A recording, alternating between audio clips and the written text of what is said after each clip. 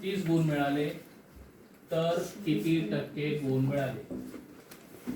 या उदाहरणामध्ये परीक्षा एकूण किती मार्कांची होती? 800. त्यापैकी तिला किती मिळाले? 736. आता आपल्याला काय काढायचे त्याचे? टक्के काढायचे. मग याला 100 ने जर गुणलं आपण तर आपल्याला टक्के मिळतील. आता कसं ते बघूया. इथपर्यंत समजलं? 800 मार्कांची परीक्षा, त्यापैकी 736, त्याला 100 ने गुणायचे. आता काय करणार? बरोबरचं चिन्ह करणार. 736 गुणिले 100 म्हणजे काय कठीण आहे का?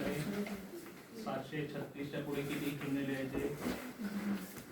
2 भागिले किती? भागिले किती? आता बऱ्याच वेळा तुम्हाला सांगितलंय की भागाकार असेल तर समान शून्य निघून जातात. हे 2 शून्य वजा केले, हे 2 शून्य. आता इथे किती उरले? 736 आणि इथे किती उरले?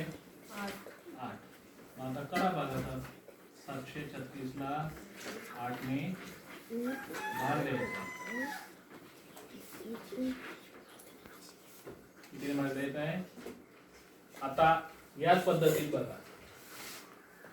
8च्या पाड्यात 7 येतात का? नाही. 73 घेतलं.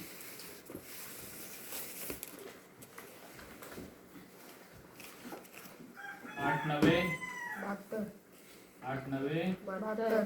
इथे किती उरला? 73 पैकी किती उरला? 1 उरला. किती उरला? 1 आणि 1च्या पुढे 6 किती झाले रे? 16. 8 दुने 16.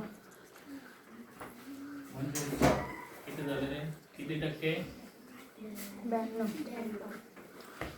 म्हणजे शबानाला किती टक्के गुण मिळाले?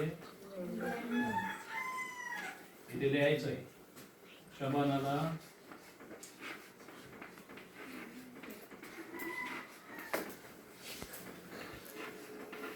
92%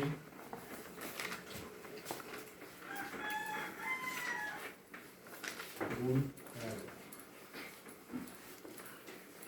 सगळ्यात शेवटी हे वाक्य लिहायला विसरायचं नाही. राहील लक्षात? हो. चला.